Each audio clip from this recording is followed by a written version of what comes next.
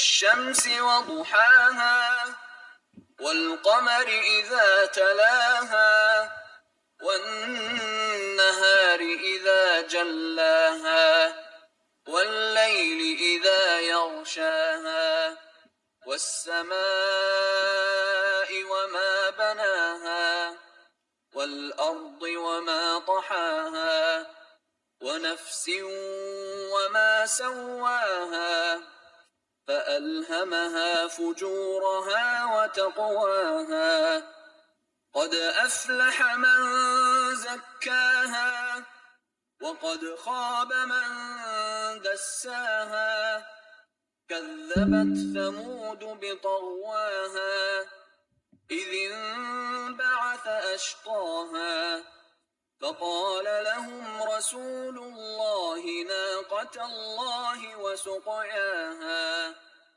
فكذبوه فعقروها فدمدم عليهم ربهم بذنبهم فسواها ولا يخاف عقباها.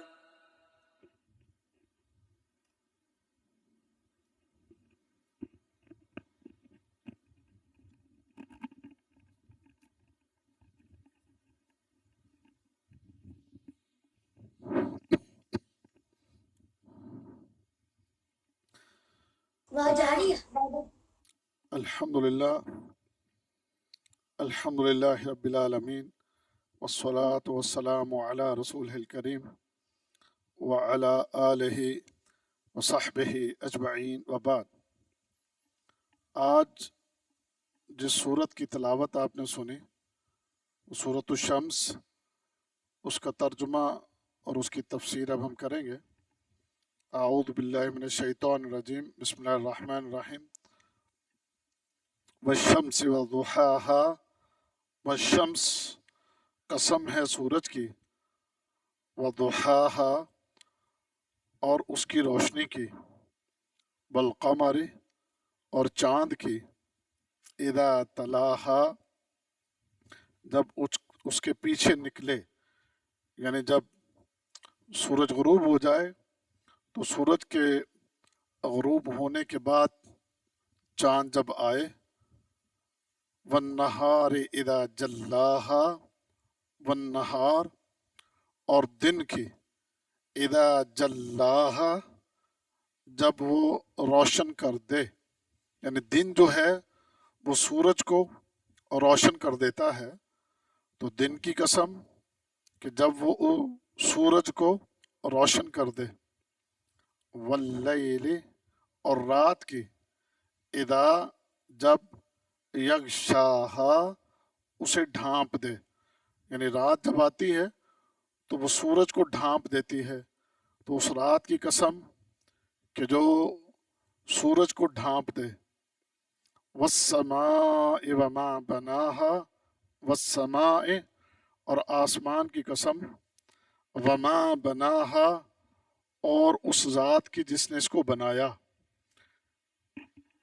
والارض اور زمین کی قسم، وما طحاہا اور اس ذات کی کہ جس نے اس کو پھیلایا، ونفس وما سواہا، ونفس اور نفس کی یعنی انسان کی، وما سواہا اور اس ذات کی جس نے اس کو درست کیا، فألہمہا پس اس کے دل میں ڈال دی، فجورہا اس کا گناہ، وتقواہا اور اس کی پرہیزگاری، قد افلح یقیناً کامیاب ہوا، من جس نے زکاہا اس کو پاک کیا، وقد خواب اور یقیناً نامراد ہوا، من جس نے دساہا اسے خاک میں ملایا، کذبت جھٹلایا، ثمود قوم سمود نے، بطغواہا اپنی سرکشی کی وجہ سے، اذ انبعث جب اٹھ کھڑا ہوا، اشقاہا اس کا ایک بڑا بدبخت، فقال لهم، پس کہا ان سے رسول اللہ، اللہ کے رسول نے، ناقۃ اللہ، یہ اللہ کی اونٹنی ہے، وسقیاہا، اور اس کے پینے کی باری ہے، فکذبوہ، پھر انہوں نے اس کو جھٹلا دیا، فعقروہا، پھر اس کی انہوں نے کونچیں کاٹ دیں، فدمدم علیہم، فدمدم، پھر ہلاکت ڈال دی، علیہم، ان پر، ربہم، ان کے رب نے، بذنبہم، ان کے گناہوں کی وجہ سے، فسواہا، پھر انہیں برابر کر دیا، ولا یخاف، اور وہ نہیں ڈرتا، عقباہا، ان کے انجام سے۔ سورۃ الشمس، اس میں اللہ تعالیٰ نے قسمیں کھائی ہیں، پہلے تو سورج کی قسم کھائی، اور پھر اس کی روشنی کی قسم، پھر چاند کی، کہ چاند کہ سورج کے بعد آتا ہے، اور دن کی قسم کہ دن کے وقت جب سورج روشن ہو جاتا ہے، دن سورج کو ظاہر کر دیتا ہے، اور پھر رات کی قسم کھائی کہ رات جب اس سورج کو ڈھانپ لے، اور آسمان کی قسم کھائی، اور ساتھ ہی اپنی قسم کھائی اللہ نے کہ والسماء وما بناہا، آسمان کی قسم اور اس ذات کی قسم جس نے اس کو بنایا ہے، پھر زمین کی قسم ہے والارض وما طحاہا، اور زمین کی قسم اور اس ذات کی جس نے زمین کو بنایا، ونفس وما سواہا، اور نفس اس سے مراد یعنی انسان، اور انسان کی قسم، اور اس ذات کی قسم کہ جس نے اس انسان کو درست کیا، فَأَلْهَمَهَا، فَأَلْهَمَهَا، پس اس کے دل میں ڈال دی، فجورہا، اس کا جو گناہ ہے، یعنی اس کے گناہ کی پہچان، وتقواہا، اس کی پرہیزگاری۔ تو اللہ تعالیٰ نے قسمیں کھانے کے بعد جو 7 آیتوں کے بعد 8ویں آیت میں اللہ تعالیٰ نے یہ بات ارشاد فرمائی کہ فَأَلْهَمَهَا فُجُورَهَا وَتَقْوَاهَا، کہ اللہ تعالیٰ نے انسان کو اس کے جو گناہ ہیں ان کی بھی پہچان اس کے دل میں ڈال دی، اور جو گناہ ہے، جو نیکی ہے، پرہیزگاری ہے، اس کی پہچان بھی اللہ تعالیٰ نے انسان کے دل میں ڈال دی۔ آج مجھے پتا کہ انٹرنیٹ کا ایشو رہے گا، آج میں نے پہلے ایڈمن صاحب کو بتا دیا،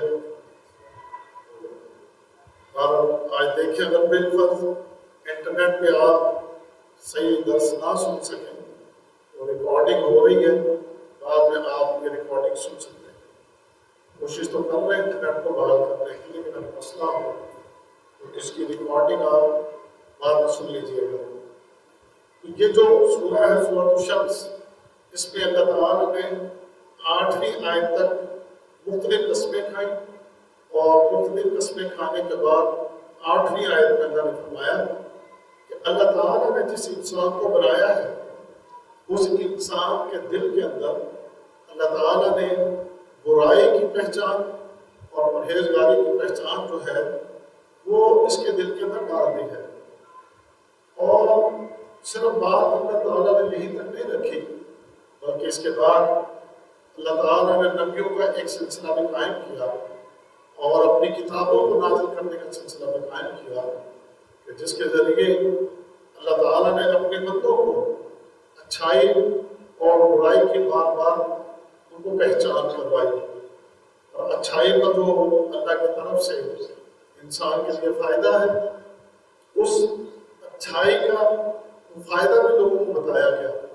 اللہ نے اپنی کتابوں کے ذریعے بتایا، اپنے نبیوں اپنے رسولوں کے ذریعے اس بات کی خبر دی، کتابوں میں بھی اور پھر رسولوں کی زبان پر بھی یہ بات لوگوں کے لیے عام کی گئی کہ وہ لوگ جو نیکی کرنے والے، ایمان لانے والے اور نیکی کی زندگی بسر کرنے والے، ان کے لیے اللہ کی یہاں بڑی جزا ہے، بڑا بہترین بدلہ ہے، اور وہ بدلہ جنت کی شکل میں ہے۔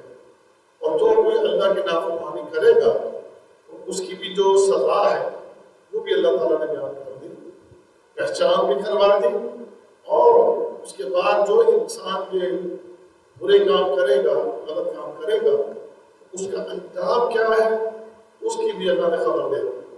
اور پھر اس کے اوپر جو سزائیں ہیں اللہ نے دنیا میں بھی ان کے اوپر سزائیں دے کر لوگوں کو دکھایا کہ برے کاموں کا انجام کتنا برا ہوتا ہے، اور ان برے کاموں کی سزائیں کتنی دردناک اور کتنی ہولناک اس کی سزائیں ہوتی ہیں۔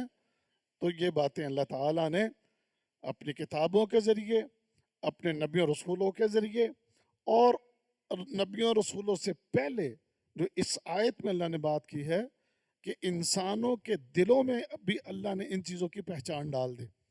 اس لیے کسی نے، ایک شخص نے نبی کریم صلی اللہ علیہ وسلم سے پوچھا کہ گناہ کی پہچان کیا ہے؟ آپ نے فرمایا گناہ وہ جو تیرے دل میں کھٹکے، یعنی آپ ایک عمل کرتے ہیں، آپ کے دل میں سے یقیناً ایک آواز آتی ہے کہ آپ یہ جو کام کر رہے ہیں یہ کام درست نہیں ہے۔ اس غلط کام کو کرنے کے بعد انسان کا نفس اس کو ضرور ملامت کرتا ہے، اور اس کے اوپر اس کو ضرور دل کے اندر جو ایک کھٹک محسوس ہوتی ہے۔ تو یہ کھٹک کدھر سے ہے؟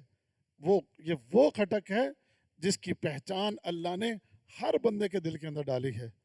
ایسا اس کے بعد پھر اگلی آیت میں اللہ نے فرمایا قد افلح من زکاہا، اب کامیاب کون ہوگا؟ کامیاب وہ ہوگا کہ جس نے اپنے اس نفس کا تزکیہ کر لیا، اپنے نفس کو اس نے پاک کر لیا، اپنے نفس کی اس نے اصلاح کی، اپنے نفس کی درستگی کے اوپر اس نے توجہ دی، اور اپنے نفس کو مسلسل وہ کنٹرول کرتا رہا۔ دیکھیں اب دو طرح کے لوگ ہیں، ایک وہ ہیں جنہوں نے اپنے نفس کو آوارہ چھوڑ رکھا ہے، اب اس آوارگی کے اندر لوگ جو چاہے من میں آئے وہ کرتے چلے جا رہے ہیں، نہ انہیں کوئی دین کی پرواہ ہے، نہ انہیں کوئی نمازوں کی پرواہ ہے، نہ انہیں کوئی اللہ کے ذکر کی پرواہ ہے، نہ کوئی دینی احکام کی پرواہ، نہ اللہ کے احکام کی پرواہ، نہ رسول کی تعلیمات کی پرواہ، اور دنیا کے پیچھے لگے ہوئے کھیل کود، تماشے، فحاشیاں، بے حیائیاں، گندگیاں، غلاستیں، وہ آج یہ معاشرے میں جو اتنی آپ کو نظر آ رہی ہیں، یہ کس چیز کی علامت ہے؟ کہ یہ وہ لوگ ہیں جنہوں نے اپنے نفس جو ہیں ان کی پاکیزگی کی طرف توجہ نہیں دی، بلکہ جیسے اگلی آیت میں اللہ نے فرمایا نا وَقَدْ خَابَ مَنْ دَسَّاهَا، وہ نامراد ہو گیا کہ جس نے اپنے اس نفس کو پاکیزہ کرنے کی بجائے اس نے اس کو آلودہ کر لیا، اس نفس کو گندگی میں اس نے جو ہے نا وہ گندگی میں ڈال دیا۔ اب دو طرح کے انسان سامنے آ گئے، ایک وہ جنہوں نے اپنے نفوس کی اصلاح کی، اس کی تربیت کی، اس کو کنٹرول کیا، اپنے نفس کی، اپنی خواہشات کی اس کی پیروی نہیں کی، بلکہ اپنے آپ کو اس سے روکتے ہیں اور دیکھتے ہیں کہ اصل یہ جسم، یہ جان، یہ روح، یہ میری زندگی، یہ اللہ کی میرے پاس امانت ہے، اور اس کے اوپر حکومت بھی اللہ کی ہے، اب اللہ کے حکم کے مطابق مجھے اپنی زندگی بسر کرنا ہے۔ تو یہ پھر انسان اپنے نفس کو کنٹرول کرتا، اپنی اصلاح کرتا رہتا ہے، اپنی تربیت کرتا رہتا ہے، اور سیدھی راہ پر چلنے کی کوششوں میں لگا رہتا ہے۔ اللہ بھی پھر ایسے بندے کی مدد کرتا ہے، اللہ کا وعدہ ہے وَالَّذِينَ جَاهَدُوا فِينَا لَنَهْدِيَنَّهُمْ سُبُلَنَا، اللہ کہتے ہیں وہ لوگ جو ہماری راہ میں کوشش کریں گے، اور وہ ایک جہادی کوشش کرتے ہیں، یعنی نہیں کہ بس ٹوٹی پھوٹی کوشش، ایک جہادی کوشش، اپنے نفس کے ساتھ جہاد کرنا اور پوری کوشش کرنا، تو اللہ تعالیٰ فرما رہے ہیں ہم ضرور بس ضرور اس کو اپنی طرف راہ دکھا دیں گے اور اس کو جو ہے ہم کامیاب کر دیں گے۔ اب وہ جو اپنے آپ کو، اپنے نفس کو کنٹرول کرنے کی کوشش ہی نہ کریں اور اپنے نفس کو چھوڑ دیں اور آوارگی میں مبتلا کر دیں اور کوئی ان کو پرواہ نہ ہو، تو وہ لوگ نامراد ہو گئے۔ اور ایک انسان جو ہے وہ جس نے بھی اپنے نفس کو کنٹرول کر لیا اور خواہشات کی پیروی سے اپنے آپ کو روک لیا، اس کے لیے اللہ نے جنت کا اعلان کیا، وَأَمَّا مَنْ خَافَ مَقَامَ رَبِّهِ وَنَهَى النَّفْسَ عَنِ الْهَوَىٰ فَإِنَّ الْجَنَّةَ هِيَ الْمَأْوَىٰ، وہ لوگ جن کے دلوں میں یہ ڈر ہے کہ کل ہم نے اللہ کی بارگاہ میں کھڑے ہونا ہے اور اللہ نے حساب لینا ہے، اب ڈرتے ہوئے کیا کرتا ہے؟ وَنَهَا النَّفْسَ عَنِ الْهَوَىٰ، اپنے نفس کو خواہشات کی پیروی سے روک لیتا ہے، باندھ دیتا ہے اپنے نفس کو، یہ خواہشات کی پیروی نہیں کرنی۔ تو اللہ کہتے ہیں اس کے لیے جنت ہے، یہ وہ بندہ ہے جو آسانی کے ساتھ جنت میں جائے گا۔ ایک سوال ہم سے لوگ کرتے ہیں، اور وہ سوال اس کا جواب پہلے بھی ہم نے کئی دفعہ دیا ہے کہ جی ہر کلمہ کو جنت میں جائے گا۔ نو ڈاؤٹ جائیں گے بھائی، ہم کون ہوتے ہیں اس کو روکنے والے؟ اللہ کرے سب جائیں انشاءاللہ۔ لیکن ایک بات یاد رکھیے کہ مرنے کے بعد کی یہ جو زندگی ہے، اس کا یہ جو طویل دورانیہ ہے نا، یہ اتنا آسان نہیں ہے جتنا آسان انسان سمجھ کے بیٹھا ہے۔ قبر کا ایک طویل دورانیہ۔ ہیلو السلام علیکم قاری صاحب آپ کی آواز نہیں آ رہی۔ بیٹا انٹرنیٹ کا پرابلم ہے آج، تھوڑا دیکھیں اس کو، انٹرنیٹ کی آج پرابلم چل رہی ہے، تو ہم کوشش تو کر رہے ہیں، لیکن اگر صحیح آواز نہ آ سکے، ریکارڈنگ ہو رہی ہے، اس کو بعد میں آپ اس کی ریکارڈنگ کو سن سکتے ہیں انشاءاللہ۔ تو میں یہ عرض کر رہا تھا کہ دورانیہ دیکھیں آپ کتنا، قبر کا دورانیہ، لوگ ہزاروں سال سے قبر کے عذاب میں مبتلا ہیں، یا تو قبر کے عذاب میں مبتلا ہیں یا وہ جنت کے باغیچوں میں ہیں۔ اور اس کے بعد جو قیامت کا دن ہے وہ 50,000 سال کا دن ہے کہ جس دن سورج صرف 1 میل کے فاصلے پر ہوگا۔ یہ ایک طویل دن اس کو جو ہے وہ کیسے گزارے گا یہ انسان؟ پھر پل صراط کا معاملہ جو 3,000 سال کی مسافت۔ سنیے بات کو اور سمجھیے، جس انسان نے اپنے اس نفس کو پوری جد و جہد کر کے، جس کا اللہ نے حکم دیا فَاتَّقُوا اللَّهَ مَا اسْتَطَعْتُمْ، اپنا پورا زور لگا دو، اپنا پورا زور لگا دو تقوی اختیار کرنے کے لیے، جتنی اپنی قوت استعمال کر سکتے ہو اور اس کے لیے جتنی کوشش کر سکتے ہو، بھرپور کوشش کرو تقوی اختیار کرنے کی اور اپنے نفس کو کنٹرول کرنے کی۔ آپ کی اس کوشش کے نتیجے میں آپ کی یہ بات مرنے کے بعد کی زندگی کا دورانیہ آپ کے لیے شارٹ ہو جائے گا۔ یہ ہر بندے کے لیے اتنا ہی مختصر ہو جائے گا جتنا اس انسان نے اپنے نفس کے ساتھ جہاد کیا ہوگا اور اس نفس کو کنٹرول کرنے کی کوشش کی ہوگی۔ اور جس نے اس نفس کو جتنا آوارہ چھوڑا ہے، اتنا ہی اس کا معاملہ مرنے کے بعد کی جو زندگی ہے اس کے لیے پھر اتنا ہی اس کو ٹائم لگے گا۔ اس لیے آتا ہے نا، بعض لوگوں کے جب سورج آگ برسا رہا ہوگا اور لوگ قیامت کے میدان میں کھڑے ہوں گے، سنیے گا اس بات کو بھی غور سے، بعض لوگوں کا پسینہ جو ہے وہ ان کے قدموں کے ٹخنوں تک آ رہا ہوگا اور وہ بھی ان کو پگھلا رہا ہوگا، اور بعض لوگوں کا پسینہ ان کے جسم سے نکل کر ان کے گھٹنوں تک آیا ہوگا، اور بعض کا پسینہ ان کی کمر تک ہوگا، بعض کا ان کے کانوں تک، اور بعض کا پسینہ ان کے سروں سے بھی اوپر جا چکا ہوگا، اور اپنے پسینوں کے اندر لوگ ڈوب رہے ہوں گے اور جو ابل رہے ہوں گے کہ جیسے گوشت کی ہنڈیا میں پانی ڈال کے اس میں بوٹیاں ابھر رہی ہوتی ہیں، ایسے انسانوں کے وجود اس پسینے کے اندر ابھر رہے ہوں گے۔ اچھا، اب اللہ کے نبی نے یہ جو بات کہی ہے نا، وہ سمجھنی، فرمایا ہر بندے کے جسم سے اس کا پسینہ اس کے گناہوں کے مطابق نکلے گا، یعنی جتنی اس کی گندگی دنیا میں ہے اس گندگی کے حساب سے اس کی آخرت کا معاملہ ہے، اور جتنی پاکیزگی ہے اتنا وہاں کا معاملہ آپ کے لیے آسان ہے۔ اس لیے ایک اور جگہ کہ انسان کے لیے جیسے پل صراط ہے، پل صراط کے اوپر سے گزرنے میں بعض لوگ پلک جھپکنے میں گزر جائیں گے، بعض لوگوں کو جو ہے وہ اتنا ہی وقت لگے گا جتنا ایک فرض نماز پڑھنے کے لیے وقت، بعض کے پاس گھوڑے کی رفتار ہوگی، بعض کے پاس اونٹوں کی رفتار ہوگی، اور بعض کے پاس انسانوں کے دوڑنے کے برابر رفتار ہوگی، اور بعض کے پاس صرف انسانوں کے چلنے کے برابر رفتار ہوگی، بعض لوگوں کے پاس گھٹنوں کے بل گھسٹ گھسٹ کے چلنے کے برابر رفتار ہوگی، اور بعض لوگوں کے پاس پیٹ کے بل رگڑ رگڑ کے چلنے کی رفتار ہوگی، اور بعض لوگوں کے پاس منہ کے بل الٹا ہو کر چلنے کی رفتار ہوگی۔ یہ رفتاریں مختلف کیوں ہوں گی؟ کہیں اللہ کرے یہ بات ہماری سمجھ میں آ جائے، یہ بات کہیں ہماری سمجھ میں آ جائے۔ ہر بندے کو رفتار اس کے اس دنیا کے اندر کیے جانے والے نیک اعمال کے مطابق دی جائے گی۔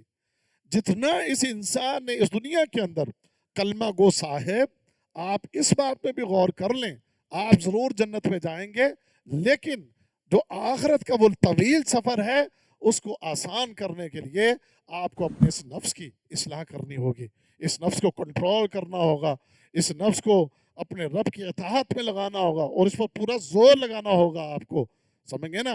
جتنی اس کے اوپر محنت کرو گے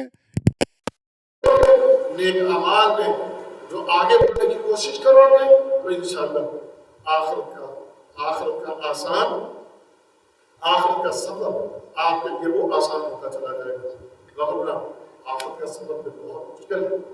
اب کامیاب کون ہے؟ میری آواز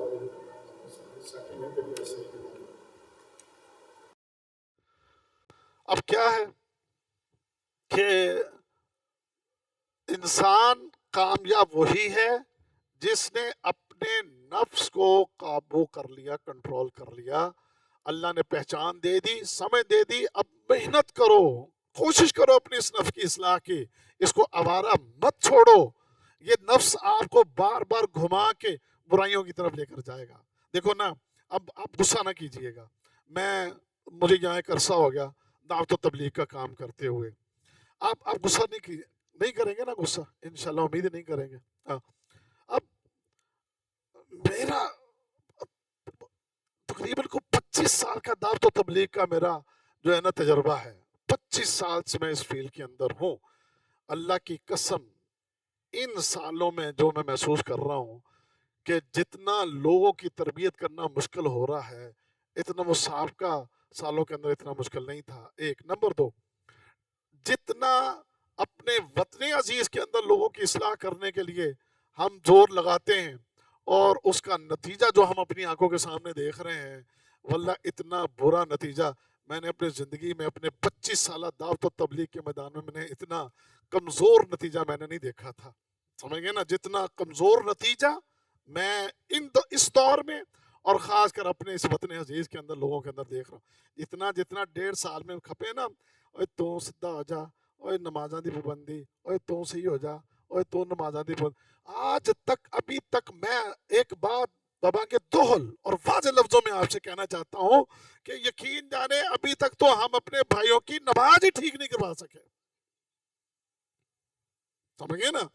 میں ایک فلپائن کے ایک شخص نے آج سے 10 سال پہلے اسلام قبول کیا اور انجینئر تھا وہ ایک کمپنی کے اندر، اسلام قبول کرنے کے بعد اس نے مجھے کہتا کہ I don't know Arabic so kindly write for me in English، وہ کہنا کہ مجھے عربی نہیں آتی، عربی کا مجھے آپ انگلش میں تھوڑا کنورٹ کر کے یہ چیزیں مجھے لکھ دیں، اور خاص کر اس نے نماز کے بارے میں مجھے کہا کہ کائنڈلی یہ جو پریئر ہے، نماز ہے، رائٹ ان انگلش ورڈز، کیونکہ عربی ورڈ سیکھوں گا پھر نماز یاد کروں گا، مجھے انگلش ورڈز میں یہ نماز کو لکھ کر، جیسے رومن ہنسوں میں آپ اپنی اردو کو انگلش میں لکھتے ہیں، تو آپ مجھے یہ نماز نا رومن ورڈز کے اندر آپ عربی اس طرح مجھے لکھ دیں نماز۔ میں نے اس کو لکھ دی، پوری نماز میں نے اس کو لکھ کر دے دی۔ اللہ کی قسم، یقین میں قسم کھا رہا ہوں، اس بندے نے، اس فلپینی نے جو ابھی مسلمان ہوا ہے، نیا مسلمان ہوا ہے، اور مسلمان ہونے کے بعد اس نے مجھ سے نماز لکھوا کر within 3 days پوری نماز یاد کر کے مجھ کو اس نے زبانی یاد کر کے سنائی اس نے، اور سنانے کے بعد پھر اب مجھے کہنے لگا نماز کا مجھے یہ طریقہ بھی سکھا دے، طریقہ بھی اس کو سکھا دیا، 3 دنوں کے اندر نماز پڑھنے لگ گیا۔ اب نماز پڑھتے ہوئے ایسی پابندی اس بندے کے اندر آئی، ایسی پابندی اس بندے کے اندر آئی، کہنے لگا مجھے تہجد کا بھی اب شوق پیدا ہو گیا، مجھے تہجد کا بھی بتائیں۔ ہم نے اس کو تہجد بھی سکھائی۔ اچھا، اب نماز پڑھنے جاتا تو بہت سے ہمارے خیر سے شہزادے، یہ ہماری قوم خاص کر، تو کہتا ہے کہ یہ جو آپ تو ہمیں یہ بتا رہے ہو کہ نماز مسلمان پر فرض ہے، لازمی پڑھنا ہے، لازمی نماز پڑھنی ہے، چھوڑنی نہیں ہے، تو یہ جو ہم کئی لوگوں کو دیکھتے ہیں کہ مسجد کے باہر ہی رہتے ہیں، نماز کے ٹائم میں مسجد نہیں آتے، they are not Muslim، یہ مسلم نہیں ہے۔ کون کہہ رہا ہے؟ ایک نو مسلم پیدائشی مسلموں کے بارے میں سوال کر رہا ہے کہ یہ مسلم نہیں ہے، کہ اذان بھی ہو گئی ہے، نماز بھی ہو رہی ہے، یہ لوگ مسجد میں نماز پڑھنے کیوں نہیں آتے؟ اور ہم یقین جانے کہ میں اس کو سمجھاتا رہا کہ نا تو نے ان کو نہیں دیکھنا، ان کو نہ دیکھنا، تو بس تجھے جو ہم قرآن و حدیث پڑھائیں وہ ہم سے لے اور اس کے مطابق عمل کرنے کی کوشش۔ اللہ کی کرنی کہ اس کو کمپنی سے جانے کا پیچھے جہاں فلپائن میں اس کو واپس جانا پڑا، اور جانے سے ایک دن پہلے وہ میرے پاس آیا. اللہ رب العزت کی قسم کھا کر کہتا ہوں، میرے پاس بیٹھ کے بڑی افسردگی سے کہتا ہے مجھے جانے میں وہاں پر جو ایک چیز تنگ کر رہی ہے، پریشانی ہے، کہ وہاں جا کر چونکہ ہمارے دور دور تک مسلمان جو ہیں وہ اتنے نہیں ہیں، چونکہ تو مسجدیں نہیں ہیں، تو میں اپنی نماز کو اپنے گھر میں پڑھ سکتا ہوں. ایک سوال. سوال نمبر 2، جب میں آفس میں کام کروں گا تو آفس میں تو مجھے نماز پڑھنے کی اجازت نہیں ہوگی، تو کیا میں اپنی نماز جو ہے کرسی کے اوپر بیٹھے بیٹھے اشاروں سے پڑھ سکتا ہوں تاکہ میرے آفس والوں کو اس بات کی خبر نہ؟ میں حیران کہ ایک نیا مسلمان، اس کو اپنی نماز کی کتنی فکر ہے، اپنی نماز کے لیے وہ کتنا پریشان ہے. لیکن آج ہمارے مسلمانوں کو اس بات کی کوئی پرواہ ہی نہیں ہے. پیدائشی مسلمان ہے، کوئی ٹینشن ہی نہیں ہے اس بات کی، کوئی فکر ہی نہیں، چھوٹ جاتی ہیں، کوئی مسئلہ نہیں. یار میں وَأَمَّا بِنِعْمَةِ رَبِّكَ فَحَدِّثْ، اپنے رب کی نعمت کو بیان کرو. اللہ رب العزت کا حکم ہے. تم نے 1.5 سالوں میں کبھی ہمیں دیکھا ہو کہ یار ہم کبھی جناب یہاں سے غیر حاضر ہوں یا کبھی ہم پچھلی صفوں کے اندر ہوں اللہ کے فضل سے؟ لیکن ادھر ہم آپ کو دیکھتے ہیں.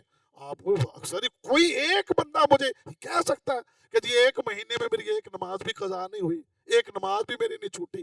تو بڑی ہمارے اندر سستیاں اور غفلتیں آ گئی ہیں. ہمارے معاملات بہت ہی غلط ہیں. اس کی اصلاح کیجئے، اس کو درست کیجئے. اگر آپ یہ چاہتے ہیں کہ مرنے کے بعد قیامت کا دن آپ کے لیے آسان ہو تو آپ اپنے نفس کو کنٹرول کریں اور اس کو درست کریں اور ایسا بنائیں کہ آپ کا نفس جو ہے وہ آپ کے کنٹرول میں آنے کے بعد اللہ کی اطاعت میں لگ جائے. اور اگر یہ نہیں کرتے تو پھر نتیجہ وہ اللہ نے بیان کر دیا، وَقَدْ خَابَ مَنْ دَسَّاهَا، نامراد ہو گیا کہ جس نے اس کو مٹی میں ملا دیا. آگے قوم سمود کا تذکرہ ہے. کذبت ثمود بطغواہا، جھٹلایا قوم سمود نے اپنے سرکشی کے سبب. صالح علیہ السلام ان کی طرف نبی بنا کر بھیجے گئے. انہوں نے اس قوم کو بڑا سمجھایا کہ بھئی یہ بت پرستی چھوڑ دو، ایک اللہ کی عبادت کرو. آگے سے انہوں نے بہت سی تکلیفیں آپ کو دی، پھر ڈیمانڈ کی کہ معجزہ دکھاؤ. اس کے بارے میں بہت سی تفسیر کے اندر بہت سی مختلف روایات ہیں، کچھ صحیح ہیں کچھ غلط ہیں اور کچھ من گھڑت ہیں کچھ موضوع ہیں، لیکن ہم وہ ساری جو ہے تفصیلات میں نہیں جاتے. اتنا کہ انہوں نے ایک اونٹنی کا تقاضا کیا کہ ایک اونٹنی جو ہے وہ بطور نشانی، اس کے بارے میں جو وہ ایک پہاڑ کو پھاڑ کے نکلی، پہاڑ میں سے نکل کے اس نے ایک بچے کو جنم دیا، وہ بہت کچھ ہے، پھر اس کا رنگ ویسا تھا، اس نے دودھ اتنا دیا، وہ سب تفاصیل اس میں اسرائیلی روایات بھی ہیں، من گھڑت روایات بھی ہیں، ہم اس کی تفصیل میں نہیں جاتے. اونٹنی انہوں نے طلب کی، اللہ نے وہ اونٹنی بطور معجزہ ان کو وہ عطا کر دی. اب ہونا تو یہ چاہیے تھا کہ وہ قوم آپ کی بات کو تسلیم کرتی، اس معجزے کو دیکھ کر اسلام قبول کرتی، لیکن انہوں نے اسلام قبول نہ کیا اور وہ اپنی ضد پر اڑے رہے اور جھٹلا دیا. اب اس کے بعد کیا ہوا کہ اللہ فرماتے اذ انبعث اشقاها فقال لهم رسول الله ناقۃ اللہ وسقیاها. اب وہ جو اونٹنی تھی، اس اونٹنی کے لیے اللہ نے اپنے نبی کے ذریعے ان کو یہ اس بات کا حکم دے دیا کہ یہ اونٹنی اللہ کی طرف سے آئی ہوئی ایک نشانی ہے. اس اونٹنی کے لیے اللہ نے ایک دن کا پینے کا جو نا دن ایک مقرر کر دیا ہے. جس دن یہ پانی پینے کے لیے نکلے گی اور کھانے پینے کے لیے جہاں سے دل کرے گا اس کا کھائے پیے گی، اس کو کوئی بھی نہیں روکے گا. ایک دن جب یہ نکلے تمہارے مویشی بندے رہیں اور آپ لوگ کا کوئی کسی کا بھی مویشی جو ہے وہ باہر نہیں آئیں گے. صرف یہ دن ایک اسی کے لیے خاص ہوا کرے گا، ایک دن اس کا ایک دن تمہارا. اب وہ دن مقرر کر کے اللہ کے نبی صالح علیہ السلام نے اپنی قوم کو بتا دیا. اب ہوتا کیا تھا، وہ اونٹنی جب نکلتی جہاں سے اس کا دل کرتا پانی پیتی، جہاں سے اس کا دل کرتا وہ اپنا چارہ چرتی. اب یہ قوم ساری بیٹھ کے جلتی سڑتی رہتی کہ یہ کیا ہمارے اوپر پابندی لگ گئی ہے. تو اس غصے میں اب ان لوگوں نے یہ ارادہ کیا، ان میں سے ایک بڑا بدبخت تھا، اس نے کہا کہ بھی میں جو نا اس کا ایک خاتمہ کر دیتا ہوں، میرے ساتھ ملو. کہتے ہیں روایات میں جیسے کہ اس کے ساتھ کوئی 9 لوگ ملے، اور قرآن حکیم میں بھی اللہ نے تذکرہ کیا کہ 9 لوگ تھے کہ جو اس معاملے پر اکٹھے ہوئے. ان میں ایک ان کا بڑا جو تھا اس نے کہا پہل میں کروں گا اور ہم اس کو ختم کر دیں گے.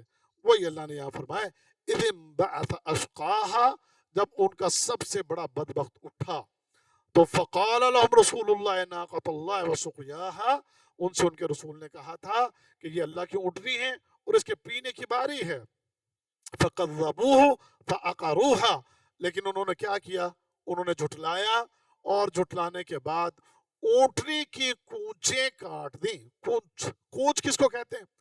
یہ اونٹ کی ایڑی کے پیچھے یہ جو رگیں ہوتی ہیں نا، اس کے پٹھے جو ہوتے ہیں، ان کو کاٹ دینا.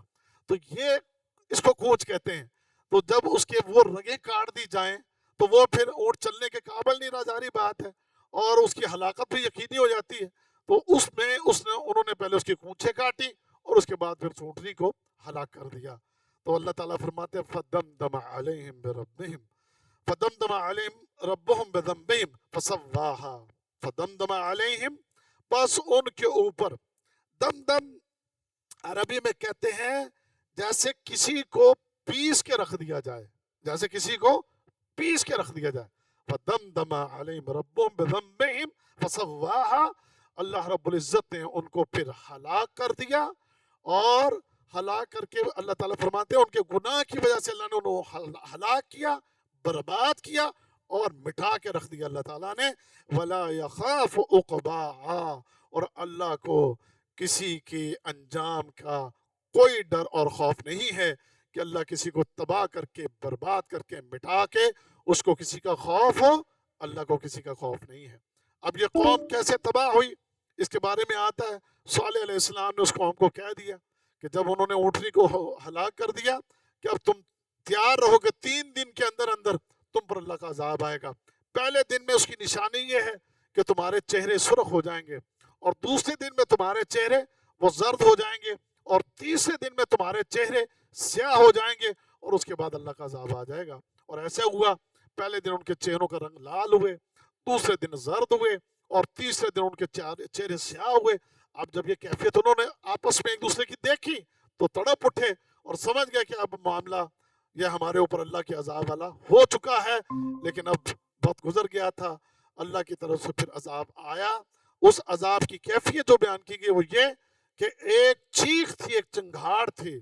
جیسے بعض روایات میں کہ حضرت جبرائیل علیہ السلام نے ایک زور کی آواز نکالی، اور اس آواز کا نتیجہ یہ ہوا کہ ان کے سینوں کے اندر جو دل تھے وہ پھٹ گئے اور وہ تباہ اور برباد ہو گئے. اس طریقے سے اللہ نے اس قوم کو برباد کر کے رکھ دیا. تو یہ صورت، اس کا ترجمہ اور مختصر سی اس کی تشریح. ہمیں اس میں بھائیوں جو سبق ملتا ہے، نمبر 1 یہ کہ اپنے نفوس کو آوارہ نہ چھوڑیں، اپنے نفس کو اس کو کنٹرول کریں.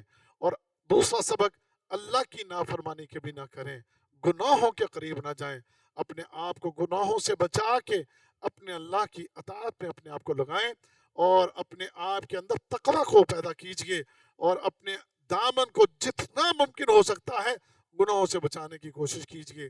اللہ تعالیٰ مجھے آپ کو، ہم سب کو سمجھنے کی اور عمل کرنے کی توفیق عطا فرمائے.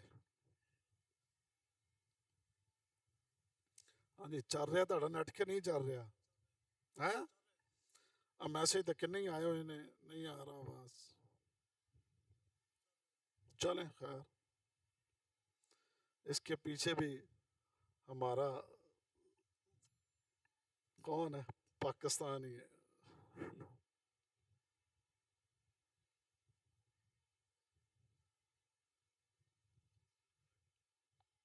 میسج کا جواب دے، میسج دیکھ آیا ہوا گروپ دے وچ 10 انہوں نے، اور بار بار مینوں میسج آ رہے ہیں. میسج دیکھ.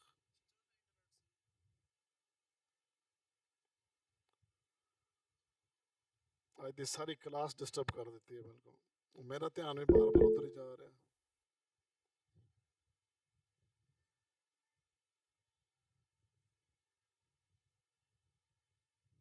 وہ کہنے آواز اٹک اٹک کے آ رہی ہے، آواز صحیح نہیں آ رہی. نہیں، انہوں نے پھر میسج آنا ہی.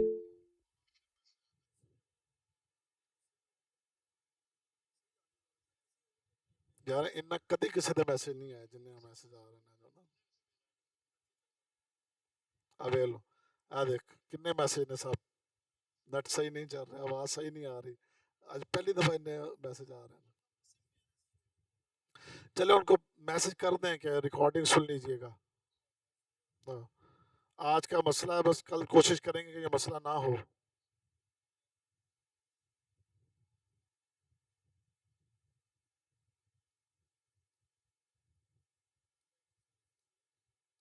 دیکھیں بھائی، ہمارا جو آج کا سبق ہے وہ گرامر کا.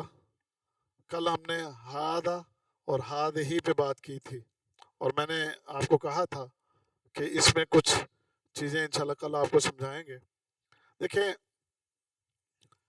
جب تک آپ کو مذکر اور مؤنث کی سمجھ نہیں آئے گی تو آپ اپنی بات کو صحیح طریقے سے کسی کو سمجھا بھی نہیں سکیں گے. میں ایک مثال دیا کرتا ہوں کہ دوسری زبان کا بندہ جب آپ کے ساتھ نیا نیا آپ کی زبان کو سیکھے تو بات کرے، وہ مذکر کو مؤنث بنا دیتا ہے اور مؤنث کو مذکر بنا دیتا ہے. اور ہم وہاں عرب میں، سعودی عرب میں، ہم یہ تماشے اکثر دیکھا کرتے تھے. ہمارے نئے نئے ساتھی جو وہاں جایا کرتے تھے تو وہ کبھی آدھی وہ اردو ملا دیتے، آدھی پنجابی ملا دیتے، اور عربی کے ایک دو لفظ یاد ہوتے وہ بھی ساتھ ملا دیتے. جیسے ادھر بھی ایک بھائی میرے ساتھ ایک دو دن پہلے عربی بولنے کی کوشش کی، ایک لفظ انگلش کا بولا، ایک عربی کا بولا اور ایک اردو کا بولا. وہ تین مختلف زبانیں ملا کے نا، تو وہ ہے تو بات لطیفے کی، لیکن سچا لطیفہ جھوٹا لطیفہ نہیں ہے. جو جھوٹا لطیفہ سنانا جائز نہیں ہے. وہ ادھر جی حاجی صاحب کو ذرا، ایک لطیفہ بھی ہے اور یہ ایک بات سچی ہے، جھوٹی نہیں ہے. وہ ایک، آپ کو پتہ ہے سعودیہ میں ہندو، عیسائی، سکھ، وہاں پر تقریباً سب کمیونٹیز کام کرتی ہیں. تو ایک جگہ ہم کام کرتے تھے تو وہاں پر سکھ اس کمپنی کے اندر تھا. سکھ بھی ابھی آئے ہوئے اس کو کچھ عرصہ ہی ہوا تھا. تو وہ ڈرائیور تھا، اس کی گاڑی کہیں کمپنی کی گاڑی تھی اس کے پاس، کمپنی گاڑی باہر کے خراب ہو گئی. وہ گاڑی ادھر ہی کھڑی کر کے تو آ گیا کمپنی میں. بعد میں پھر وہ کمپنی کے کسی مکینک کو لے کر گیا اور وہ گاڑی کو ٹھیک کر کے لے کر آئے تو گاڑی کا نا شیشہ ٹوٹ چکا تھا. گاڑی کا شیشہ وہ بچوں نے کہیں پتھر مار کے توڑ دیا، شرارتی بچے ہوتے ہی ہیں. اب وہ جس کی ذمہ داری ہوتی ہے گاڑی کی، اس نے اپنی کمپنی کے جو آفیسر ہوتے ہیں، مین ہیڈ جو ہوتا ہے، جو کنٹرول کرنے والا مینیجر، اس کو رپورٹ کرنی ہوتی ہے. اب وہ اس کو رپورٹ کرنے کے لیے آ گیا. اب وہ رپورٹ کرنے میں اب ان کو بتا رہا ہے سکھ. وہ کہتا ہے یا مہندس، مہندس کہتے ہیں انجینئر کو، مہندس کہتے ہیں انجینئر. یا مہندس ہادہ سیارہ، ہادہ سیارہ، ویسے لگتا ہے ہاد ہی سیارہ، لیکن اس نے کہا ہادہ سیارہ، ہادہ معلوم بنتا، تجھے معلوم ہے، ہادہ شیشہ، شیشہ، شیشہ. اب وہ اس کو دیکھ رہا ہے کہ یہ شیشہ کیا ہوتا ہے. اب اس کو چونکہ عربی نہیں آتی اس کی شیشے کی، تو اس کو کہہ رہا ہے ہادہ مہندس، ہادہ سیارہ، ہادہ شیشہ، شیشہ، ہادہ، ہادہ بروکن ہادہ، ہادہ بروکن، یعنی وہ شیشہ. اب یہاں پر دیکھیں کتنی زبانیں مکس ہو گئی، عربی بھی ہے، شیشہ اردو پنجابی بھی ہے، بروکن. اچھا، اگلی بات اس نے کہی کہ ٹوٹا کیسے ہے. کہتا ہادہ معلوم ولد، ولد یعنی ایسے اشارہ کر کے، ولد چھوٹا لڑکا، ہوا وٹا، وٹا معلوم نہیں، وٹا کہتا، وٹا آدھا معلوم، انت معلوم وٹا، وٹا بادل بروکن اشارے کے ساتھ. تو یہ ایسی صورتحال کب ہوتی ہے کہ جب ہم اس کو صحیح طرح نہیں. اور یہ سچی بات سنائی ہے میں نے آپ کو، یعنی جھوٹا لطیفہ نہیں میں نے آپ کو سنایا. تو یہ کب ہوتا ہے کہ جب آپ لوگ یعنی ایک جہاں بھی جاتے ہیں وہاں کی زبان نہیں سیکھتے. ابھی دیکھیں نا، یہ کتنے پشتون جو ہوتے ہیں وہ مذکر کو مؤنث اور مؤنث کو مذکر بول رہے ہوتے ہیں. اور کدھر جاتی ہے اور کیا کرتی ہے، سمجھ گئے نا. اس کو نہیں پتا کہ یہاں بھی مذکر کا صیغہ استعمال کرنا ہے، لیکن وہ اپنی چونکہ لینگویج کے اوپر اس کا کنٹرول نہیں ہے، تو وہ کیا کر رہا ہوتا ہے، مذکر کو اوے کدھر جاتی ہے اور کیا کرتی ہے، وجہ کیا ہے، کیونکہ اس زبان کا علم نہیں ہے. تو اس لیے کسی بھی زبان کو جاننے کے لیے ہمیں اس کی گرامر کے بعض اہم قواعد جو ہے نا اس کا علم ہونا ضروری ہے. تو اس میں عربی میں مذکر اور مؤنث اس کے معاملے کو سمجھنا بھی، اگر آپ عربی لینگویج کی خواہش رکھتے ہیں سیکھنے کی، تو اس کا علم بھی آپ کے پاس ہونا ضروری ہے. اب میں نے آپ کو کل بتایا تھا، ایک ہوتا ہے مذکر مؤنث جاندار، وہ بڑا آسان ہے، اس کے اندر کوئی آپ کو جدوجہد کرنے کی ضرورت نہیں. والد ہے، معلوم ہے والد کس کو کہتے ہیں مذکر. والدہ ہے، معلوم ہے وہ مؤنث آ گئی. ابن ہے، مذکر ہے. ابنہ وہ لڑکی ہے، سمجھ یا بنت لڑکی ہے. اور جناب رجل مرد ہے، مذکر ہے. امرأہ وہ عورت ہے.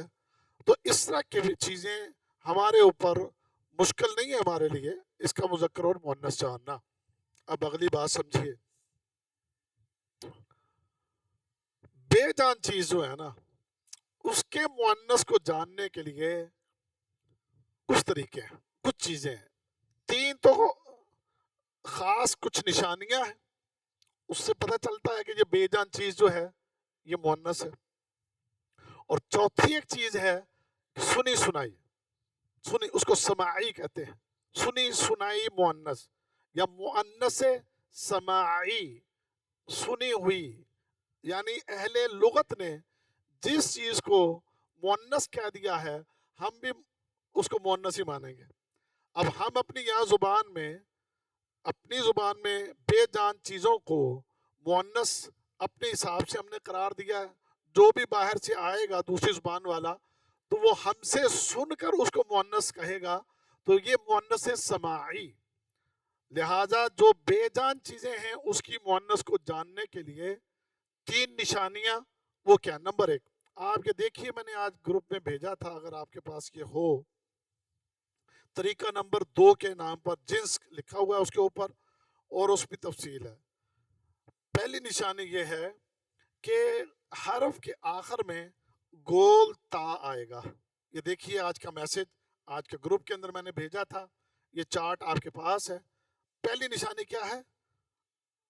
بے جان چیز کی مؤنث کو جاننے کے لیے کہ آخر میں کیا ہوگا؟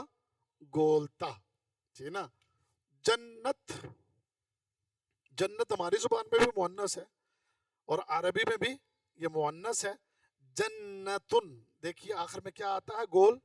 گولتا آتا ہے. اچھا، اسی طرح جیسے کہ سفینہ، سفینتن، عربی میں سفینتن کشتی کو کہتے ہیں یا بڑے جہاز کو، سمندری جہاز کو بھی سفینہ کہتے ہیں. سفینہ نوح علیہ السلام کا سفینہ. تو سفینتن بحری جہاز. تو بحری جہاز آپ کی زبان میں کیا ہے؟ بحری جہاز آیا، بحری جہاز گیا، آپ اس کو مذکر کہتے ہیں، لیکن عربی کے اندر وہ کیا ہے؟ وہ مؤنث ہے. یہ فیصلہ آپ نے کہاں سے کیا؟ آپ نے دیکھا کہ اس کے آخر میں گول تا لگا ہوا ہے. ایسے ہی طیارتن، طیارہ فضائی جہاز. فضائی جہاز آپ کی زبان کے اندر مذکر ہے لیکن عربی کے اندر یہ مؤنث ہے، اور اس کا پتہ کہاں سے چلا؟ آخر میں لگا ہوا گول تا. یہ ہمیں بتا رہا ہے کہ یہ کیا ہے؟ یہ مؤنث ہے. سیارتن، سیارتن، سیارہ کار کو کہتے ہیں، گاڑی کو کہتے ہیں. تو آخر میں گول تا اس نے ہمیں بتایا کہ سیارہ بھی عربی میں مؤنث ہے. یہ ایک نشانی. دوسری نشانی یہ ہوتی ہے الف مقصورہ کہتے ہیں اس کو. کیا کہتے ہیں؟ الف مقصورہ. الف مقصورہ سے کیا مراد ہے؟ الف مقصورہ اس کو کہتے ہیں کہ جس الف کے بعد یہ یا ہو، یہ یا ہو. جیسے بشرا، بشرا میں الف اکیلا نہیں آتا. کیا آتا ہے بشرا کے آخر میں؟ کیا لکھا ہوتا ہے؟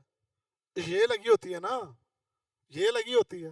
صغرا، کبرا، سمجھ گئے نا؟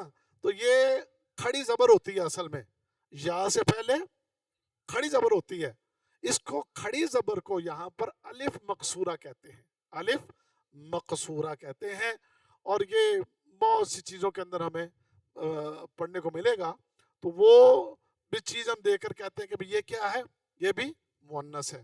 اسی طرح ایک تیسری نشانی ہوتی ہے بے جان چیزوں میں کہ آخر میں حمزہ ہوگا، آخر میں حمزہ، اور حمزہ سے پہلے بڑی مد ہوتی ہے ہمیشہ، جب یہ حمزہ ہو نا تو حمزہ سے پہلے کیا ہوتا ہے، بڑی مد ہوتی ہے، اور یہ بھی جس اسم پر بھی عربی میں آ جائے تو سمجھ لو کہ یہ بھی مؤنث ہے، جیسے کہ السماء، سمجھ گئے نا، آسمان آپ کی زبان میں کیا ہے، آپ کی زبان میں کیا ہے، مذکر ہے نا، لیکن عربی میں کیا ہے، عربی میں یہ مؤنث ہے، اس کی نشانی کیا ہے کہ آخر میں کیا ہے، حمزہ، اور بڑی مد اس کے اوپر ڈلی ہوئی ہے۔ اسی طرح ماء، ماء پانی، ماء، ٹھیک ہے نا، تو یہ میں نے پانی پیا، سمجھ گئے نا، تو یہ آخر میں حمزہ اور یہ مد آپ کو بتا رہی ہے کہ عربی میں ماء پانی، یہ بھی کیا ہے، یہ بھی مؤنث ہے۔ تو یہ نشانیاں وہ ہیں کہ جو بعض بے جان چیزوں کے اندر آپ کو اس کے نام کے ساتھ ملیں گی، اور آپ اس کے ساتھ پھر اسم اشارہ کا استعمال کریں گے، تو پھر کیسے استعمال کریں گے، ہاذا مذکر کے ساتھ لگتا ہے، مؤنث کے ساتھ کیا لگتا ہے، ہذہ، یعنی اب میں طیارہ کہوں گا تو میں یہ نہیں کروں گا ہاذا طیارہ، میں کہوں گا ہذہ طیارہ۔ اب اسی طرح آسمان کا کہوں گا تو میں یہ نہیں کہوں گا ہاذا سماء، ہاذا سماء، نو، ہذہ سماء، میں یہ نہیں کہوں گا ہاذا ماء، نہیں، میں کہوں گا ہذہ ماء۔ مجھے یہ کہاں سے پتا چلا، مجھے پتا چلا اس کی اس نشانی کو دیکھ کے، ہذہ کبریٰ، ہذہ صغریٰ، کس سے پتا چلا کہ وہ الف مقصورہ ہے، ہذہ سفینہ، اس کی وہ علامت دے کر ہاذا نہیں لگے گا، کیا لگے گا، ہذہ ہی لگے گا۔ اچھا، اب یہ تو ہو گئے کہ بے جان چیزوں کی مؤنث کو جاننے کے لیے تین یہ نشانیاں، لیکن بعض مؤنث ایسے ہیں کہ جن کی کوئی خاص نشانی نہیں ہے، اس کو کہتے ہیں مؤنث سماعی، اس کو کیا کہتے ہیں، مؤنث سماعی، اس کا کیا معنی، سنی سنائی، عربوں سے جیسے سنیں گے ویسے ہم بھی بیان کر دیں گے۔ قرآن میں ہم نے پڑھا کسی چیز کو کہ وہ مؤنث ہے، اب دیکھنا الشمس، شمس، شمس، شمس سورج کو کہتے ہیں، تو سورج جو ہے اس کی ان تینوں نشانیوں میں سے کوئی نشانی اس کے ساتھ نہیں لگی ہوئی، نہ گولتا ہے، نہ الف مقصورہ ہے، نہ حمزہ ہے، اب اس کے بغیر ہے، تو اب اس کو ہم کیا کہیں، عربوں سے پوچھیں گے یا قرآن سے پوچھیں گے، حدیث سے پوچھیں گے۔ قرآن کے اندر ہے والشمس وضحاها، وہاں پر کیا ہے، والشمس وضحاها، شمس یہاں پر کیا ہے، شمس مؤنث ہے، شمس کیا ہے، اذا الشمس کورت، اس کے جو فعل سے میں پتہ چل رہا ہے، اصل میں وہ گرامر کے وہ قواعد ابھی آپ کو نہیں آتے، اور میں آپ کو بھی الجھانا بھی نہیں چاہتا کہ میں آپ کو وہ بتاؤں کہ ہمیں کیسے پتہ چل رہا ہے وہاں پر، کیونکہ اس کا فعل ہمیں بتانا ہے۔ اذا الشمس کورت، کورت، یا آخر میں جو تا آتی ہے نا ساکن فعل کے اپنے فاعل کے ساتھ مل کے، تو وہ بتاتی ہے کہ میرا فاعل مؤنث ہے، سمجھ گئے نا، لیکن خیر ابھی آپ نے سوچی ہوگا، آپ نے نہیں یہ سوچنا، کیونکہ آپ سوچنے پڑ گئے تو یہ کہا یار یہ تو بڑی اوکھی ہے، لیکن ہم تو انجوائے کرتے ہیں، کیونکہ الحمدللہ اب ہمیں تو اس کا اللہ کا فضل ہے، سمجھ ہے، تو وہ ہمیں تو بڑا اچھا لگتا ہے کہ یار کتنا آسان کر دیا اس زبان نے ہمیں اس چیز کو سمجھنا۔ اذا الشمس کورت واذا النجوم انکدرت واذا الجبال سیرت واذا العشار عطلت، اللہ کرے آپ بھی سمجھیں انشاءاللہ۔ اچھا، اسی طریقے سے نار، نار، نار، نار، آگ، ٹھیک ہے نا، ہذہ النار، عربی میں قرآن کے اندر بھی آیا ہذہ النار، تو ہذہ کیا بتا رہی ہے کہ یہ نار کیا ہے، آگ کیا ہے، یہ مؤنث ہے، یہ کیا ہے، یہ مؤنث مؤنث ہے. تو اس طرح کے بہت سے الفاظ جو ہیں سنے سنائے وہ عربوں کو سن کے ہم جو ہے نا اس پر یقین کر لیں گے. اچھا اب ہمیں کیسے پتا چلے گا؟ ہمیں پتا چلے گا زیادہ سے زیادہ مطالعہ کر کے، زیادہ سے زیادہ مطالعہ کر کے، زیادہ سے زیادہ سن کے، زیادہ سے زیادہ دیکھ کے. جب بار بار پڑھیں گے، بار بار سنیں گے. اور میں بابا کے تو سیدھی سی بات کرنے لگا ہوں، میں اپنی بات کرنے لگا ہوں. ہمیں اتنا عرصہ ہو گیا، کئی دفعہ ایسا ہوا ہے کہ کوئی نئی چیز میرے سامنے آئی تو پہلی دفعہ پتا چلا کہ یہ ان کے ہاں مذکر نہیں مؤنث ہے. میں یار ہم اپنی زبان کی بات کر لیتے. میرے پاس آپ یہ پلمبر کی چیزیں کئی لے آئے، مجھے ان کے نام ہی نہیں آئیں گے. حالانکہ میری اپنی زبان میں آپ اس کا نام لے گا، میں کہاں گا یار میں تو پہلی بار یہ نام سنیا کی کہندے. کیوں؟ اس سامان کا مجھے اردو میں بھی نام نہیں آتا. مجھے آپ الیکٹریشین کی دکان پہ لے جائیں تو چیزیں نکال قاری صاحب آپ کی آواز نہیں آ رہی. بیٹا پھر میں کیا کر سکتا ہوں اگر آواز نہیں آ رہی تو سوری بیٹا، آج کی سوری، تو انشاءاللہ کل دیکھیں گے. اچھا وہ بچیاں چھوٹی وہ پھر میسج کرتے جی قاری صاحب آواز نہیں آ رہی. اچھا میں یہ عرض کر رہا تھا کہ ایسی کتنی چیزیں ہوتی ہیں کہ آپ مجھے لے جائیں اور جناب بھائی فیکٹری چ کام کرنا، فیکٹری تے مشیناں لگیاں نے، کونا لگیاں نے، اس پر وہ دھاگے شاگے جڑے لگے ہیں، ان کے کوئی خاص نام ہوں گے، مجھے نہیں آئیں گے. حالانکہ میری اپنی زبان کے اندر کوئی خاص نام تو ہوگا نا، لیکن مجھے اس کا نام نہیں آتا کیونکہ میں پہلی دفعہ اس چیز کو دیکھوں گا. تو ایسے ہی ابھی ہمیں پورا عبور حاصل، ابھی ہمیں اپنی زبان پر عبور حاصل نہیں ہے تو پھر دوسرے کی کسی کی زبان پر کیا عبور حاصل ہوگا؟ پتہ کیسے چلتا ہے؟ بس جتنی چیزیں مطالعہ میں آتی رہیں گی، آپ بار بار پڑھتے رہیں گے، انشاءاللہ آپ کو آ جائے گی. اور آپ کو ضرورت ہوگی اس زبان کی سیکھنے کی، آپ کوشش کریں گے، اللہ آپ کے سینوں کو کھول دے گا، آپ کے دماغوں کو کھول دے گا اور آپ کے لیے آسان ہو جائے گا. ایک اور چیز بھی آپ کو بتا دیتا ہوں، وہ بھی دیکھ لیں. یہ ملکوں کے نام، شہروں کے نام بھی عربی کے اندر یہ مؤنث سے بیان کیے جاتے ہیں، ٹھیک ہے نا؟ شہروں کے نام، ملکوں کے نام وغیرہ بھی. هذه پاکستان، هذه الهند، سمجھ گئے نا؟ هذه لاہور، هذه کراچی، سمجھ گئے نا؟ هذه جدہ، هذه الریاض. تو یہ کیا ہے؟ یہ مؤنث استعمال ہو رہے ہیں. اسی طرح آپ کے جسم کے وہ عضو، آپ کے جسم کے وہ عضو جو جوڑا جوڑا ہیں، جو جوڑا جوڑا ہے، نہیں سمجھ آئی؟ ناک جوڑا ہے کہ ایک ہی ہے؟ ایک ہے نا. ہاتھ کیا ہے؟ آنکھیں کیا ہے؟ کان کیا ہے؟ پاؤں کیا ہے؟ جوڑا. دل کیا ہے؟ ایک. ٹھیک ہو گیا؟ اٹ مین، یہ عربی کا ایک قاعدہ آپ کو بتانے لگا ہوں. جسم کے اعضاء کے، جسم کے وہ اعضاء جو جوڑا جوڑا ہیں، وہ عربی میں اس کو اکیلے کو بھی جب آپ اس کی بات کریں گے تو مؤنث اس کو پکاریں گے. آپ کہیں گے میرا ہاتھ، آپ کیا کہیں گے؟ سنیے، آپ کہو گے اردو میں یہ ہاتھ، اردو میں کیا؟ یہ میرا ہاتھ ہے، یہ میرا ہاتھ ہے. لیکن عربی میں ہذہ یدی، ہذہ یدی، ہذہ ید یہ ہاتھ ہے، ہذہ یدی یہ میرا ہاتھ ہے. ہذہ مؤنث ہے. اٹ مینز کہ عربی کے اندر جسم کے عضو جو جوڑا جوڑا ہیں، جوڑا جوڑا جو ہیں، وہ اگر اس کی بات عربی میں کی جائے گی تو اس کے لیے مؤنث کا صیغہ استعمال ہوتا ہے. جلدی سمجھ آئی کہ نہیں آئی؟ کہ اگلی بھی گئی؟ ہذہ اذن، ہذہ یعنی ہذہ، ہذا اذن نہیں، ہذا نہیں، ہذہ اذن کا معنی کان. ہذہ عین، عین عین، اور دوسری عین، عین عین یا نون عین. ہذہ عین، ہذہ عین، یہ عین. اوکے سمجھ آ گئی جلدی؟ ہذا انف، ہذا انف، کیوں یہ کلہ ہی ہے. ہذا، اس کا حاضر نہیں ہے. میں نے پوچھنا ہے آپ کو اگلے درس میں، یاد رکھو. ہمیں دیکھ کے تو جناب تعجب کر رہے ہو. یہ اگلے کلاسوں میں پوچھ سکتا ہوں آپ سے.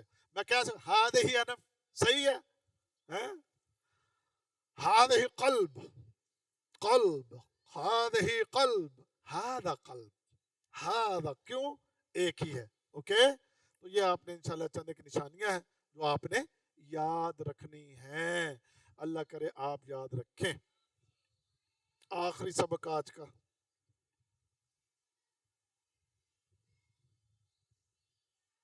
اچھا ٹینشن نہیں لینی، اب تو ہم دوبارہ پھر یاد کرا دیں گے، پڑھا دیں گے، لیکن ٹینشن نہ لو جائے، پریشان نہیں ہونا تسی انشاءاللہ. استاد تہاڈا ڈھلا ہی ہے، کوئی نہیں تہاڈے کو سبق سبق ایڈا اوکھا سنن لگا انشاءاللہ. اور ساڈے وہ بچے نہیں کوئی پڑھتے سے، وہ ساڈا ایک بھانجا سی، وہ چلا گیا باہر ہون، انہوں جدوں جناب پوچھنا پڑھائی پڑھائی گھٹ ہی کردا سی، ماسٹر نو کدی مٹھائی کھواتی، ماسٹر نو کدی کوئی گفٹ دیتا، اور میں کہتی نا ماموں آندا گھڑی لئی آویں. میں کیوں؟ کہندا میں اپنے استاد نو گفٹ دینی ہے. میں کہا پتر پاس ہون نہیں دینی ہے تو انہوں، سمجھ گئے نا حسین. تو او جناب او اس طرح وہ جو استاد وہ گھڑی لے لینی، گفٹ آیا جی سعودیہ تو ساڈا شاگرد لے گیا، چل تینوں پاس کرتا بھائی، سمجھ گئے نا. تے ایدے آپاں بھی تینوں پاس کر دیاں گے. کیوں جی استاد جی؟ تو آپاں بھی تینوں پاس کر دیں گے، رولا ہی کوئی نہیں انشاءاللہ. کی خیال استاد جی؟ تو ٹینشن نہیں لینی آپاں. اچھا بھائی، یہ نماز کا میں نے ایک چارٹ بھیجا تھا، ایک تصویر بھیجی تھی، یہ دیکھیں اگر آپ کے پاس ہے. اس کے اندر سب سے پہلی بات سنیے میری بات کو. ایک بندہ آتا ہے، اب جو کال پہ نہیں ہے، ایک بندہ آیا اور یار چپ یار مینوں پتا یار ٹھہر جا. ایک بندہ آ رہا ہے نماز پڑھنے، یہ غلط، یہ بالکل غلط ہے. سمجھ گئے نا؟ آپ کو مسنون نماز سکھا رہے ہیں. وہاں بندہ کئی کرسی تے بیٹھنے والے بھی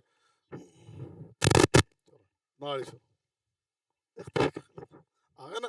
میں دیکھتا رہتا ہوں یہ نقل و حرکت. اصل میں ماسٹر ہے نا، ٹیچر ہوں نا، تو استاد پھر اپنے شاگردوں کو ویندا رہندا ہے. اس کا مقصد کیا ہوتا ہے؟ اصلاح اور تربیت. لیکن اللہ کے نبی صلی اللہ علیہ وسلم وہ ایک بندہ آیا، نماز پڑھی، آپ نے اس کو 3 دفعہ نوٹ کیا اور اس کو کہا ارجع فإنک لم تصلی، لوٹ تو نے نماز پڑھی نہیں ہے. تو اس لیے میں بھی آپ لوگوں کو دیکھتا رہتا ہوں. میں کئی ڈیزائن آپ لوگوں کے دیکھتا ہوں. ایک کرسی تے بیان والا بھی آیا بیٹھا تھا، چلو جی، اور دوسرا بھی آیا تو آیا تو آندے جناب. طریقہ کیا ہے؟ آپ سب سے پہلے آئیں، ٹھیک ہے، آ کر پہلے کھڑے ہوں، آ کے پہلے کھڑے ہوں، اور کھڑے ہونے کے بعد اپنے ہاتھوں کو کیسے اٹھائیں. میں نے جیسے اس دن بھی آپ سے کہا تھا، یہ ہمارے جو خاص کر پرانے اہل حدیث ہیں نا، وہ ہاتھ اٹھا اٹھا کے تھک گئے. اصل میں وہ تھکاوٹ کی وجہ سے پھر اب ہاتھ ان کے پورے اوپر اٹھتے نہیں. وہ کسی کے یہاں تک اٹھتے ہیں، کسی کے اتنے تک اٹھتے ہیں. تھک گئے بیچارے، وہ ان کے بازو میں تھوڑی پرابلم ہو گئی ہے. کر کے رفع الیدین کر کے اللہ کے نبی کی سنت پر عمل کر کے بیچاروں کو بہت زیادہ پرابلم ہے. سمجھ گئے؟ اچھا، تو اب کیا ہے؟ پہلے تو آئیں اور کھڑے ہوں. بیٹھے والا پہلے بیٹھے اور اس کے بعد اپنے آپ کو سیدھا کرے. اس کے پاؤں جو ہیں، اس کے پاؤں جو ہیں سیدھے قبلے کی طرف ہوں. اس کے پاؤں کدھر ہوں؟ اس کے پاؤں کی انگلیاں کیسے ہوں؟ اب دیکھیں نا، آگے زیادہ نہیں جانا ان کو دکھانے کو. پیچھے ہو، پیچھے. اب کوئی ایسے پاؤں کر کے کھڑا ہے، کوئی ایسے کھڑا ہے، کوئی ایسے کھڑا ہے. اور پاؤں کتنے کھولنے ہیں؟ اپنے کندھوں کے برابر کھولیں، اپنے کندھوں کے برابر. اور پاؤں کی انگلیوں کی سمت کدھر ہو؟ سیدھی قبلے کی طرف ہو. ایسے ٹیڑھے کر کے نہ کھڑے ہوں، ایسے اندر کو بھی نہ کر کے کھڑے، اور ایسے بھی کر کے نہ کھڑے ہوں. کئی میرے جوان بھائی تھے اندر نو پیر چھوڑ کے کھڑے ہوندے. سمجھ گئے نا؟ پاؤں سیدھے اور کندھوں کے برابر اس کو کھولیں اور آپ کے پاؤں کی انگلیاں سیدھی. اب ہاتھ کیسے اٹھانے؟ اس میں جیسے میں نے عرض کیا، ہمارے اہل حدیث ویسے تھکے ہوئے ہیں، اور دوسری قوم وہ کوئی ایسے کرتی ہے، وہ کانوں کو ہاتھ لگاتی ہے، وہ اینج کرتی ہے. وہ عجیب ہی ان کے اپنے سٹائل ہے. وہ اور سمت کو نکل گئے اور یہ بیچارے ویسے ڈھیلے پڑ گئے. سنت طریقہ کیا ہے؟ سنت طریقہ یہ ہے، آپ کے ہاتھ سیدھے، انگلیاں سیدھی، کدھر؟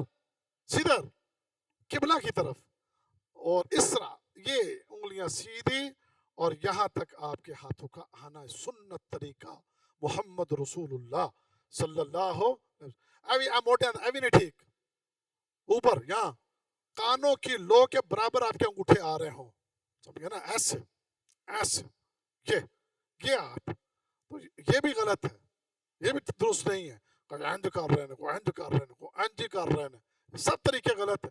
نوٹ کریں آپ اس کو، اور اس کو درست کریں، اپنے ہاتھوں کو سیدھا قبلہ کی طرف، اور یہاں تک کانوں تک لے کر آئیں، اس کو کدھر تک لے کر آئیں؟ اپنے کانوں تک لے کر آئیں۔ یہ ہے اصل صحیح طریقہ ہاتھوں کو اٹھانے کا، سمجھ گئے نا؟ تو یہ اپنے ہاتھوں کو آپ نے اٹھایا، اس کے بعد اگلا مرحلہ ہے اپنے ہاتھوں کو باندھنے کا۔ دیکھیں میں نے یہ تصویر گروپ کے اندر بھیجی ہوئی ہے، یہ تصویر اس لیے بھیجی تاکہ آپ کو یہ چیز سمجھنے میں مشکل نہ ہو، کیونکہ بہت سے لوگ آن لائن ہیں تو وہ یہ تو نہیں دیکھ رہے جو میں آپ لوگوں کو کر کے دکھا رہا ہوں، آن لائن بیٹھے ہوئے لوگ میرے اس طریقہ کار کو وہ نہیں دیکھ رہے، تو میں ان کو سمجھانے کے لیے عرض کر رہا ہوں کہ ایک تو جو میں نے گروپ پہ تصویر بھیجی ہوئی ہے اس کو اچھی طرح چیک کریں۔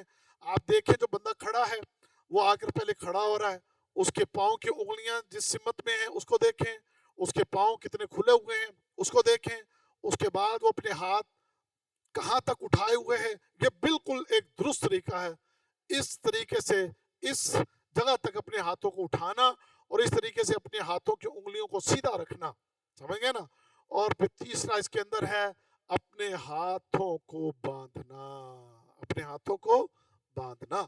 دیکھیں ہمارے معاشرے میں چونکہ یہ فرقہ واریت اور حنفیت، پھر بریلویت، پھر آگے اور کئی ان کے آپ کو پتہ ہے اس کے اندر جو کچھ چل رہا ہے یہاں پہ، تو وہ کوئی یہاں پر ہاتھ لے جا کے، کوئی یہاں پہ ہاتھ لے جا کر، اور کوئی جناب ایسے ہاتھ کر کے۔ دیکھیں دو ہی چیزیں میں نے پورے کتب احادیث کا جو میرا مطالعہ ہے، آپ جو حدیث میں ملتا ہے ہمیں، یہاں ایسے ہاتھ اپنے کلائی کے اوپر، کلائی، یا دوسرا صحیح بخاری کی روایت کے مطابق اپنے ہاتھ کے اوپر اس طریقے سے، یہ ہاتھ بازو کے اوپر یوں بازو آتا ہے، یہ سمجھ گئے نا؟ اور سینے کے اوپر اپنے ہاتھوں کو باندھنا، سینے کے اوپر لا کر اپنے ہاتھ کو باندھنا، یہ ہے، یا کلائی کے اوپر کلائی، سمجھ گئے نا؟ تو یہ طریقہ کار نبی کریم صلی اللہ علیہ وسلم سے ثابت ہے، اور اس میں کوئی فرق نہیں ہے، مرد و خواتین کا کوئی الگ الگ طریقہ اس میں نہیں ہے، مرد و خواتین کے لیے۔ اور یہاں ہمارے خواتین کے لیے ہاتھ چھاتی پر باندھیں گی، اور مرد اپنے ہاتھ ناف کے نیچے باندھیں گے۔ یہ ایک عجیب و غریب جو ایک انداز اور طریقہ ہے، یہ صحیح احادیث سے ثابت نہیں ہے۔ تو ہاتھ باندھنے کا یہ طریقہ آ گیا۔ اس کے بعد ہے چوتھا سٹیپ ہے رکوع میں جانا۔ اب رکوع میں جانا، اس کے بارے میں بھی ہم پہلے بھی آپ کو بتا چکے، محمد رسول اللہ صلی اللہ علیہ وسلم سے ثابت ہے کہ آپ رکوع میں جانے سے پہلے جب اللہ اکبر کہتے تو ساتھ ہی آپ رفع الیدین کرتے، اور رفع الیدین کرنے کے بعد آپ رکوع کے اندر جاتے، اور رکوع میں جا کر کس طریقے سے وہاں پر بھی آپ نے اپنے پاؤں کی انگلیاں اسی طرح سیدھی رکھنی ہے، اور رکوع میں جب جانا ہے تو اس طرح جانا ہے۔ آپ تصویر پہ نوٹ کر لیجئے کہ آپ کا سر اور آپ کی یہ کمر یہ برابر ہونی چاہیے، یہ آپ کا سر اور آپ کی کمر جو ہے یہ نہ بہت زیادہ جھک جائے، نہ ایسے اوپر رہیں، اور نہ ہی یہ بازوؤں کے معاملے میں بھی دیکھیں آپ کچھ بازو کو یوں اندر میں گھسوڑ لیتے ہیں، اپنے گھٹنوں کو پکڑنا کہ آپ کی انگلیاں آپ کے گھٹنوں کے اوپر یوں کھلی ہوئی ہوں، اور گھٹنوں کو تھامے ہونا، اور یہ بازو آپ کے تھوڑے سے کھلے ہوئے ہوں، آپ کے پہلو سے الگ تھوڑے سے ہوں۔ تو یہ طریقہ کار، اور یہ آپ دیکھ لیں تصویر کے اندر بھی آپ کو مل جائے گا کہ جب آپ رکوع میں گئے تو آپ کے بازو یہ تھوڑا سا ایسے، تھوڑا زیادہ بھی نہیں باہر نکال لیں، جب آپ زیادہ باہر نکالیں گے تو پھر آپ کی کمر جو ہے ایسے سیدھا، لیکن یہ اپنے پہلوؤں سے الگ رکھ کے تھوڑا یہ فاصلہ ہونا چاہیے، یہاں پر آپ کا، یہاں پر یہ فاصلہ ہو آپ کا رکوع کے اندر۔ تو یہ چیز اپنے رکوع کے اندر بھی آپ نے اس کا خیال رکھنا ہے۔ تو یہ 4 سٹیپ ہم نے دیکھ لیے، نیکسٹ انشاءاللہ پھر اگلے درس میں آپ کو سمجھائیں گے انشاءاللہ تعالی۔